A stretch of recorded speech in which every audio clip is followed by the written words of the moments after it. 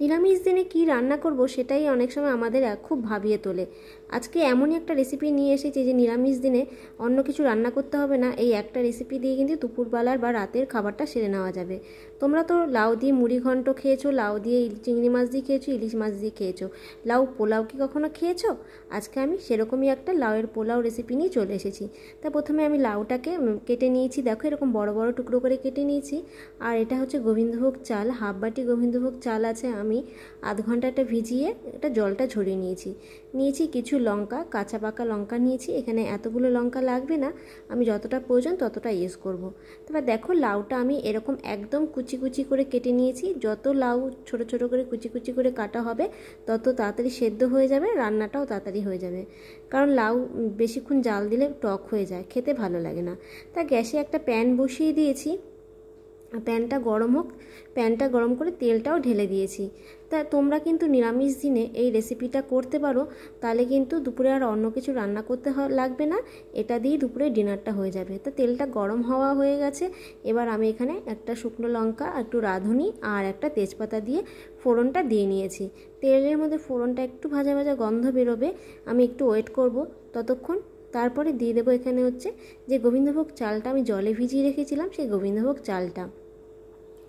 আমরা অনেক সময় ভাবি যে কি রান্না করব নিরামিষ দিনে, তখন কিন্তু এই রেসিপিটা আমরা করতেই পারি। তা চালটা একটু তেলের মধ্যে ভেজে নিলাম, নিয়ে দিয়ে দিচ্ছি 1 চামচের মতো আদা বাটা। আর এই রেসিপিটা করতে খুব অল্প সময় লাগে এবং খুব অল্প উপকরণও লাগে, খুব চটজলদি হয়ে যায়, কিন্তু খেতেও লাগে দুর্দান্ত। তাই এবার দেখো লাউয়ের মধ্যে, এই চালের মধ্যে দিয়ে দিয়েছি আদা বাটাটা দিয়ে আমি ভালো করে একটু নাড়াচাড়া করে নিচ্ছি, আদার কাঁচা গন্ধটা যাতে চলে যায়।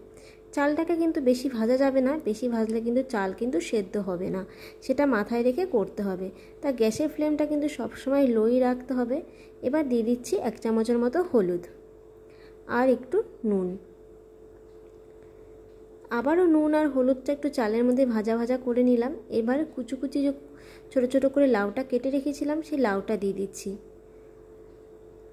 লাউ কিন্তু আমাদের শরীরের জন্য খুব ভালো, প্রচুর ফাইবার, এবং বাচ্চারা অনেক সময় লাউ খেতে চায় না, এভাবে কিন্তু তাদের করে দিলে কিন্তু তারা এমনিতেও খেয়ে নেবে। কারণ বাচ্চারা অনেকেই পোলাও ভালোবাসে, তখন কিন্তু বুঝতেও পারবে না যে লাউ দিয়ে করা এই পোলাওটা।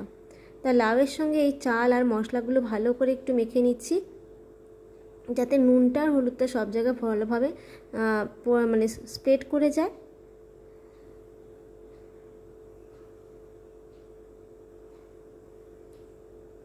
এবার দিয়ে দিচ্ছি 1 কাপের মতো জল, যাতে লাউটা চালটা সেদ্ধ হয়ে যায়।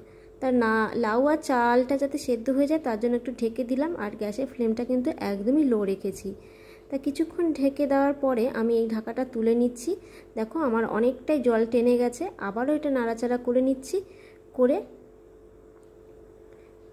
ভালো করে উপর থেকে নিচে, নিচ থেকে উপরে চালটা আর লাউটাকে তুলে দিচ্ছি, যাতে নিচে না লেগে যায়। গোবিন্দভোগ চাল তো খুব তাড়াতাড়ি লেগে যায়, এটা কিন্তু খেয়াল রাখতে হবে যাতে তাড়াতাড়ি লেগে না যায়, বারবার এটাকে নাড়াচাড়া করতে হবে। আমি আবারও কিছুক্ষণ ঢেকে দিয়েছিলাম, লাউ আর চাল দুটোই সেদ্ধ হয়ে গেছে, কিন্তু নুনটা আমি চেক করে নিয়েছিলাম, নুনটা একটু কম আছে, তাই জন্য একটু নুনটা দিয়ে দিলাম।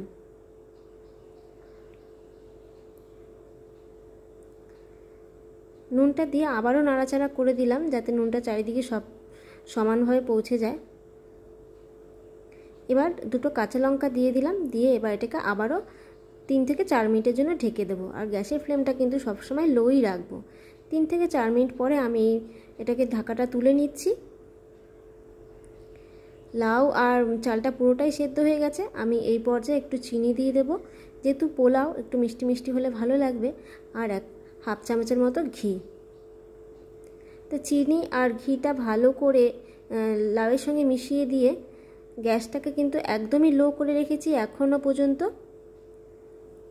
মিশিয়ে দিয়ে আমি এটাকে কিন্তু বন্ধ করে দেব, বন্ধ করে কিছুক্ষণ ঢাকা দিয়ে গ্যাসের উপরে রেখে দেব। ঘিয়ের গন্ধটা ভালোভাবে মিশে যাবে এবং টেস্টটাও খুব ভালো আসবে। তাই আমি কিছুক্ষণ হয়ে গেছে, আমি ঢাকাটা তুলে নিচ্ছি। এবার আমি সার্ভ করব। দেখো কত সুন্দর দেখতে হয়েছে।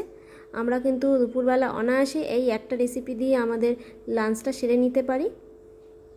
তা বন্ধুরা, আজকের রেসিপিটা কেমন লাগলো? যদি তোমাদের ভালো লেগে থাকে লাইক, কমেন্ট আর সাবস্ক্রাইব করে আমার পাশে দেখো। খুব শিগগিরই নতুন কোনো ভিডিও নিয়ে চলে আসবো, এবং নতুন আমার ভিডিও দেখার জন্য তোমাদের অসংখ্য ধন্যবাদ। আর আমার চ্যানেলটাকে সাবস্ক্রাইব করে আমার পাশেই থেকো। Thank you.